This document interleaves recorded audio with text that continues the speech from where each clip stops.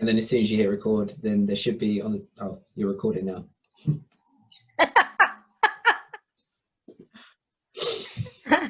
Okay. Hi, my name is Saifon Singtong and I am your host today. And welcome to the Tree of Life. And this will be our first episode and we will be discussing parenting. And I'd like to introduce you to these two beautiful souls that I know. Lorraine, give a wave. Hi.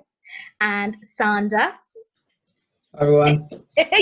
Were you hesitating there? So Lorraine is a part-time mother and she sees her kids every week. And because this is lockdown, she is unable to see her children. But Lorraine is also a nurse and a well-being coach. And she's been doing that for how many years, Lorraine? Half of my life. I don't know, 15 years. 15 years, probably. 20 years. Wow. 20 years. It must be really, combined with the nursing, which goes back a little bit further. But that makes me sound so old. You're not old. You're not old, Lorraine. No, mature, worldly. Wow. Okay, and yes. Sandra. Okay, Sandra is a full-time stepfather, with two beautiful girls, and he is a sales consultant and also independent consultant for Arbonne. So if you have any questions, please get in touch with us on social media or click onto the website where you will see the links to Sandra and Lorraine and just find out more about what they do or even get in touch with them. So today I've invited them here so they can speak their point of view, as we both have different viewpoints in where we stand as parents. So we'll be discussing that today. So I had a couple of emails sent to me with a couple of questions that I would like to share. And it was about, let me just get the questions up, sorry. It was about, sorry, I've lost it. 1 second.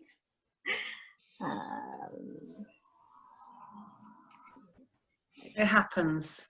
Okay. Technical problem. Technical problems. Can't beat it. I mean, it is a problem. Okay, so this one's really aimed at you, Lorraine, as a nurse and with the whole isolation. How are you coping? And explaining it to everybody, how are you coping through this process and not being able to see your kids? Yeah, it's a very challenging time for me. I've not seen my children for over 4 weeks now and haven't spoken to them very frequently either. Yeah, it's really been quite a test for me. I've had to, I think that philosophy of one day at a time, really try not to panic too much and just to feel that I will see them. Things are a bit difficult at the moment, but it will happen. I'm trying to keep in contact with them regularly and leaving messages and planning things in my mind actually about what we're going to do when we do see each other. So trying to be positive and look to the future, which is quite inconsistent. I can't always do that on a daily basis, but it's just, you know, being as strong and positive as possible.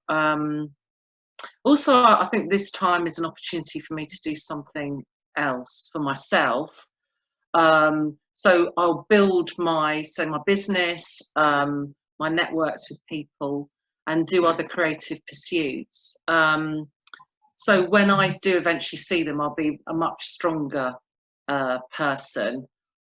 I don't want them to feel too stressed not having seen me for so long. So I think to just look after myself, have a lot of, you know, self-care, be proactive as much as possible, and to do things that are positive. I think that's the most important thing, and trust in that I will see them soon.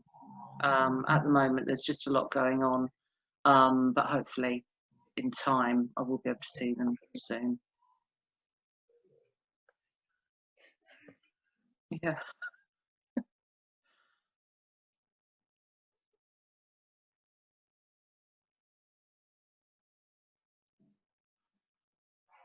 Sorry, that was my son. Like, mommy, where are you? Kids, this is what happens when you're under lockdown. Welcome. Yeah. I've made a very strict policy that if the door's closed, like Sana's on a call, he's busy, he's working, you've got to set those boundaries. There is, like, I think I think being a parent is really hard when there's boundaries that come into play. I remember watching the news the other day and how parents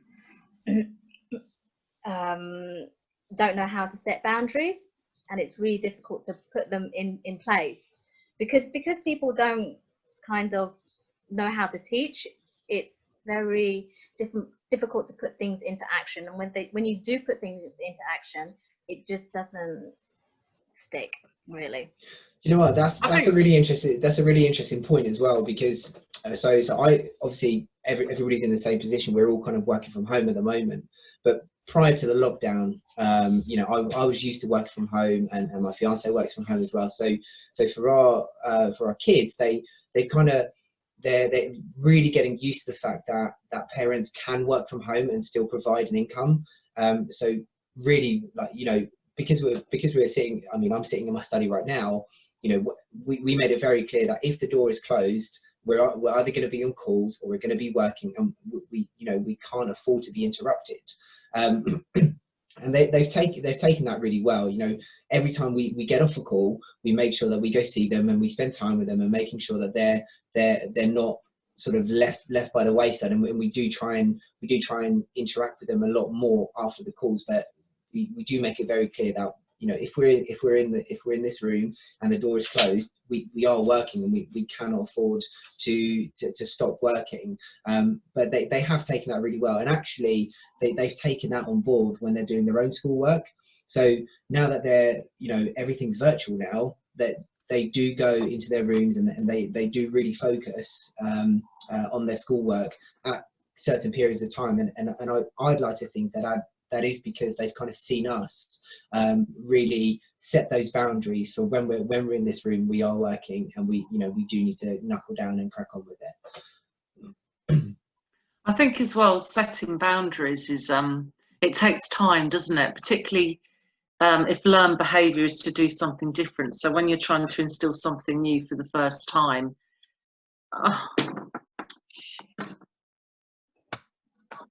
hello. It's really unstable, my connection. It's all right. Sorry, did you still? Oh, okay. Beep, beep, beep. Yeah, sorry. So it's just like a question of when you set boundaries, it's like something new. So sometimes your children will kind of just rebel a little bit, or they're trying to get used to it, really. So it's just about repetition, isn't it? Just to keep going with it. Yeah, we learn through repetition. Yeah. I think I totally changed the topic from what we were actually meant to be talking about. But anyway, I wanted your view actually on because co-parenting, about scheduled dates and how you implement it and how you work with it and how you succeed through it. Like, I remember when I was co-parenting with my son's dad, and I found it really, really difficult to co-parent when the other person is really being unhelpful. And I just want to be able to give the viewers advice on how to do it, and what they can do with techniques to be able to implement that. Sandra, what's your view? Yeah, I think it's a really important point. Coming into a family where there is already that kind of separation. Luckily, we're really fortunate to know that the girl's dad and the mum, that they do still have a really good amicable relationship, and that is so important, because it really shows the kids that through this horrible time of separation, like, you can still, as adults, have a good relationship for the well-being of the child or the children. So it does take a lot of work. It is hard to have to co-parent, but I think it comes down to intention. I think if you really want to do well for the child, like just have that intention of making sure that the relationship hasn't broken down completely, and if it has, like, do your best in front of the children or when the children are present to make sure that there's no bad mouthing of the other parent, that there's no because they will pick up on that, whether you do that subconsciously or not. Just really, like, be aware of how you're speaking about that other parent to when the children are present. I think I think that's a really important point to note. What's your thoughts, Lorraine? Yeah, no, I agree with what Xander was saying, really reiterating what he says as well. So it's really important when you're co-parenting is to really get both parents on board, so they have the same kind of values, or try to make that possible as much as possible, even if they don't. So it's like sometimes meeting at middle ground and just compromising for the sake of the children. I think children are like sponges. They'll absorb the energy and the emotions of what's kicking off around them. So they'll be able to perceive whether the parents aren't working together, and it puts them in a very vulnerable position. And it really, I think, affects their levels of security and attachment as well. So I think it's really, really important to try to demonstrate to your children to communicate with them. Particularly, Xander was saying about no bad mouthing. Yeah, even if you feel so angry about the other person, it's so important to really maintain that level of being calm and being reasonable. And even if you can't co-parent with another, then you just have to try and work your way through it. And when you do see your children, is to make it fun and to ensure that they have the best time possible without any hint of problems, because they are growing up, they're absorbing all of this information, they're looking at their parents for the way that relationships are formed and how people relate together, and they need to be shown in the most positive light possible. So sometimes it's very difficult, but I think even when it's difficult, parents still have they do have some power. They can't control someone else and their behaviour, but they can certainly take control of their own behaviour and try and demonstrate that to their children. Yeah, absolutely. And I think, if you go in with the intention of just staying calm and staying present and being the bigger person, so to speak, I think the kids will absolutely pick up on that as well. One point that I forgot to mention was, if they are moving between households, to try to the best of your ability to try and have the same kind of routine, the same kind of boundaries, the same kind of rules within different households. And again, because we're fortunate to have that amicable relationship, we are in a position to talk about that openly and be like, and say, look, at our house this isn't allowed. How do you feel about that? So we can kind of combine those rules and create that kind of safe space, and it doesn't move between households. So I think that's really important as well, so that the kids, regardless of where they are, they know that if they do X, that has a consequence regardless of which household they're in. I totally agree. And all of it is so difficult, and without communication, it just becomes a huge barrier, and you end up just causing arguments. There's chaos. There's loads of stirring. It's just like you have to take a step back, take a deep breath, and then come back to the situation. Because if you approach the situation constantly with anger, it's never going to resolve. It's just going to get worse and worse. Yeah. I think as well, just to come in as well, because there's a lot of studies done to when there's been parental alienation. So, for example, one parent might really badmouth the other in front of the children, and that really affects their levels of self-esteem and confidence. And it's not so much what a child goes through, but it's how things are dealt with afterwards. So it's the care, it's the maybe the therapy that they get, or the way that the parents handle the split, handle the divorce or the separation. And then that is the key to kind of to raising a stable child. because otherwise there is also the problems that could occur, like failures with their academic ability and relating to other people. And yeah, so it's really, really important to bear that in mind.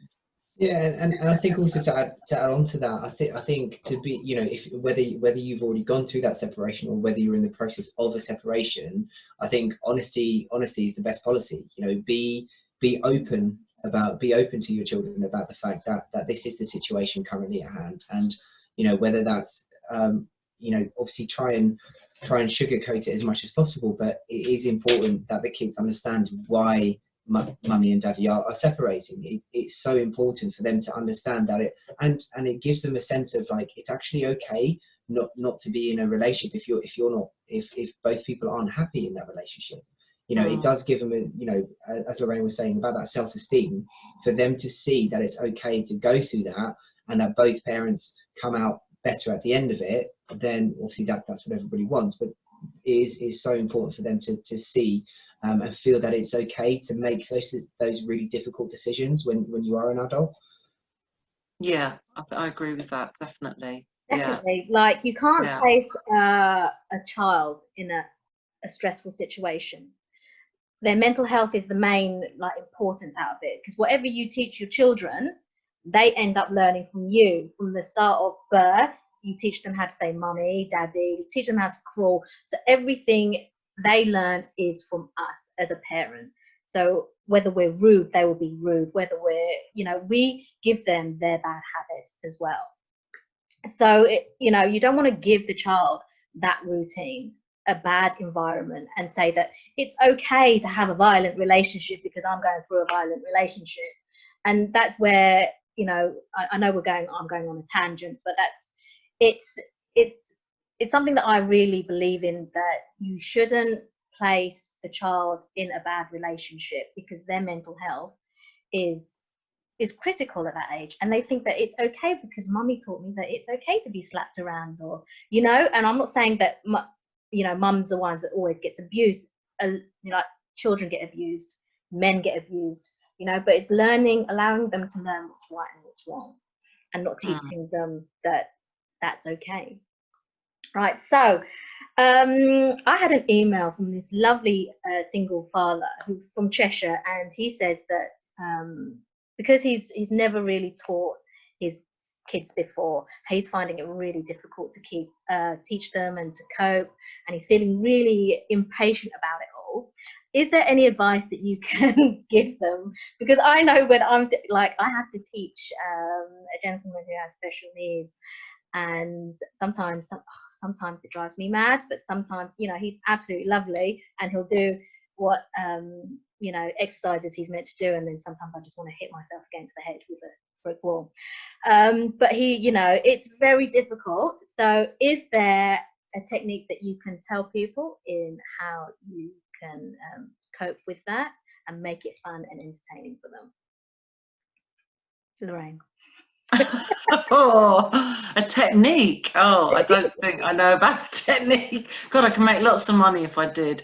I think when I think about children, I think that sometimes you can kind of categorize a little bit. Sometimes that you do get some children that really do love school and they like learning and they like the academia and everything. And my sister's actually a teacher, and she was saying, it's quite interesting, that some of her students, she works at primary school, and she said that some of her students are, you know, quite receptive. They're not getting enough work. They're saying, can you give me some more work? And others that she's not hearing from. So I think it's, because it's a difficult time right now, if you can make a plan with your child and get them to regularly, I think as soon as possible, to get them into the swing of learning and to do their homework. Brilliant, brilliant, brilliant.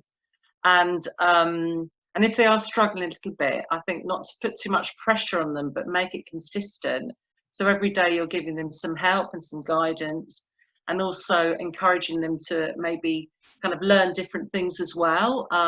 Once they've done their homework, you know, there's a whole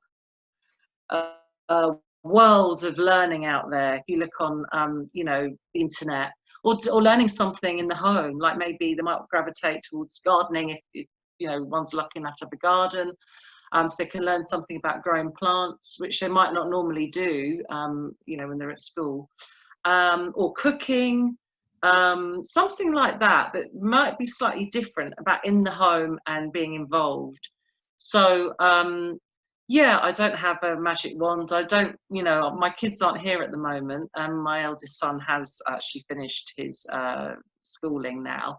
So, but I think it's just, you know, create some balance in the home life, routine, and try and incorporate some fun activities that they're learning something different.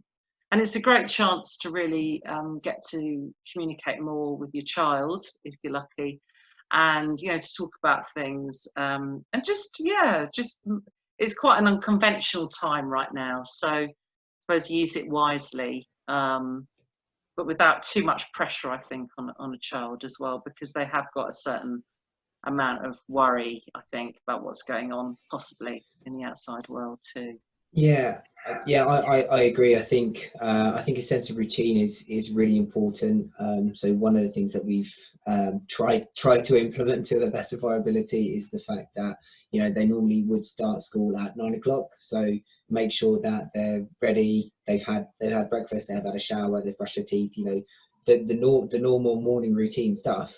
So by the time it comes to their school time, they've, you know, they're pretty much ready to go. And yeah, like Lorraine said, just not to put that much pressure on them. At the end of the day, you know, think about how many children are in the same situation. I mean, my girls, they're worried about not finishing their homework, or not doing this in time, or not completing assignments. And I said, listen, you know, do what you can. If you're doing the best that you can do, then that's all that's required. You know, there's so many people who are exactly in the same situation, of all ages, whether they're in preschool, whether they're primary school, secondary school, GCSEs, A levels.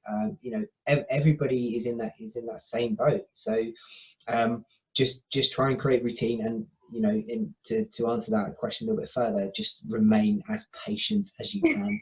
It's always easier said than done. I think we're all privy to losing a rag every now and then. But, you know, just again, it comes down to intention. If you have the best intention, then the child will pick up on that, and that they are going to be worried. And all you can do is just reassure them to the best of your ability that everything's going to be okay, and that you kind of, you know, really knuckle down together and get through it together as a family, or you know, as a team. And I think that will resonate with the kids.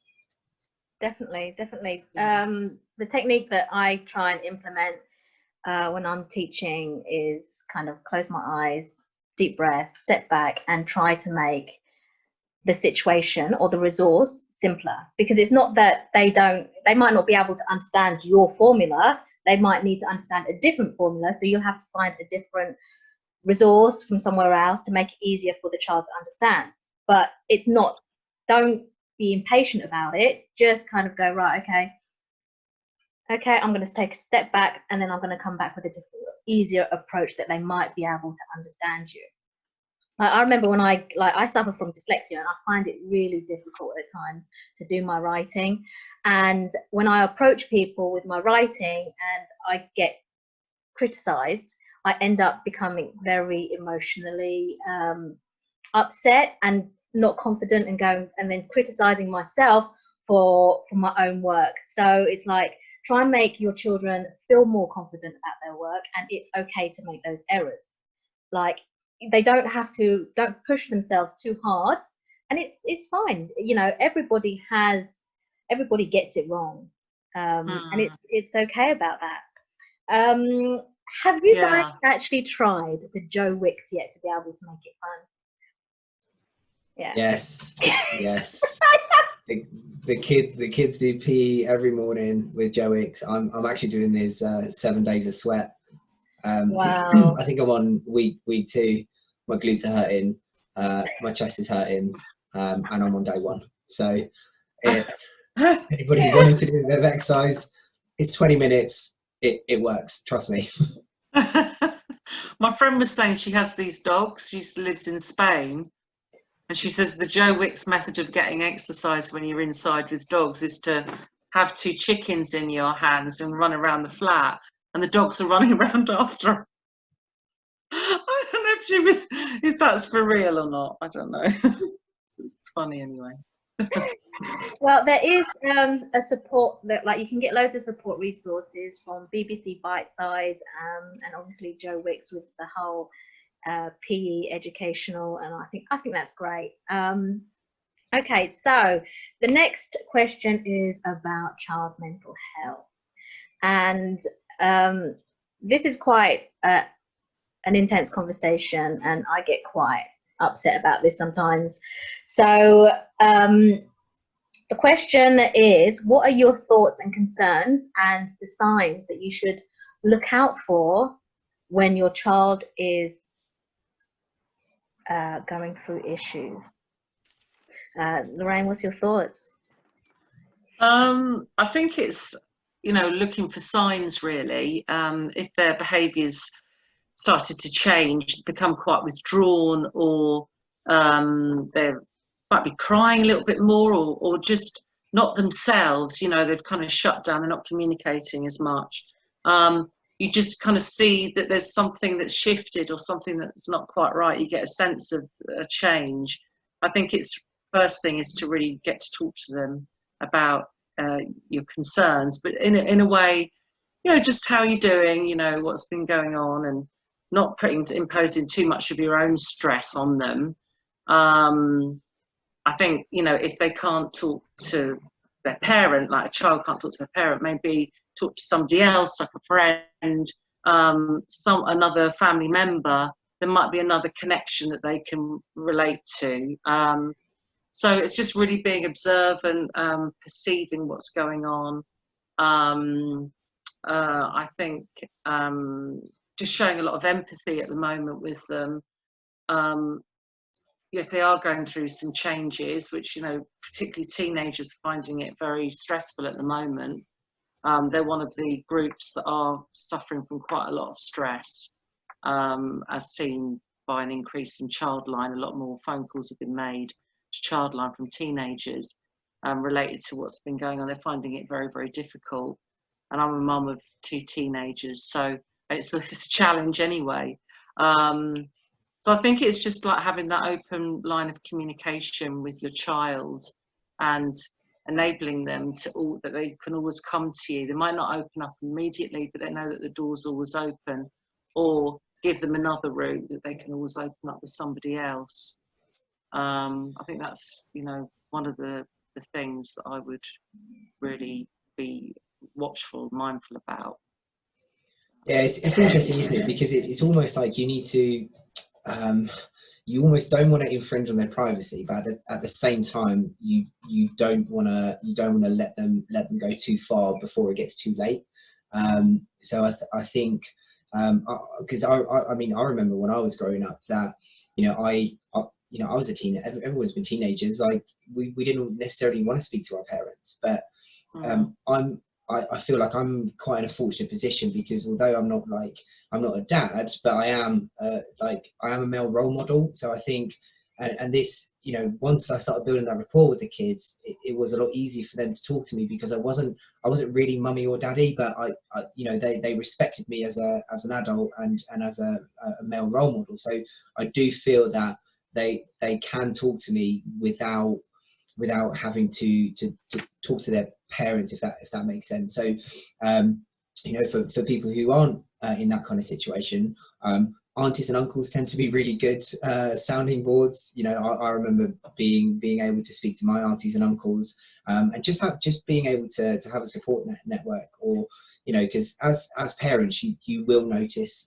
when kids are changing their behaviors. So I think if you were to reach out to either friends or family who that your kids can relate to, have them reach out to the kids and just check in on them, see how they are, because you'd be amazed how much more open they can be, or how much more receptive they can be to somebody else reaching out than their parents. Definitely, I totally agree with that, because I know that when I speak to my son, I find it very difficult. He just shuts down, and I've always told him, like, if you get upset and you can't talk to me, talk to someone. Like, even I don't even care if it's Childline. as long as he speaks to someone that he can express his emotions to. And I'm always offering, right, let's go and see a therapist. If you don't want to speak to me, then, or let's see a counselor that we both can attend, so we can learn to communicate even more. Like, there is so many blockages in why your children don't speak to you. And there are signs when they start to lie, when they start getting into trouble. And oh my God, when they get into trouble, I have many stories. Must have learned it somewhere. Yeah. That it's just communication. Communication is key. Communication and good network. Like, as long as they have a network of friends, and I think with parents, I think we should, like, there's a fine line between controlling their friends and controlling their social media. And obviously you've got to kind of keep control of their social media, because there is so many abuse out there, and bullies and trolls that are just horrible, that can, that puts them into the wrong frame of mind when it comes to their mental health. So it's quite important. I think, yeah, it's good opportunity to talk to them about that as well. Like, certain situations, like you talking like that, it's just, yeah, reminding me, yeah, it's so important to have these discussions about, what has this ever happened to you? Say a conversation about trolls, or might come up on the TV, or something where it sparks a bit of a discussion, just so then they might not say much, but it gets them thinking. So I think sometimes with children, they don't always respond immediately, but you really don't know what's going on. They're mulling over things in their minds and processing things. And it's actually when they hear it from you, like that reassurance, or, I think it's really, really good. Like, I forget that is really important, just to have that communication with them about all sorts of, like, different topics. I think it's really, like, informative and supportive. Definitely. Okay, so if you could teach your child one thing at home, what would you teach them? Where do I begin? Oh, I know. Clean the house. The whole house. Oh, The whole house. Do it all. Yeah, And the oven, because I haven't done that absolutely. for a while. the oven and the toilet. Yeah. Yeah.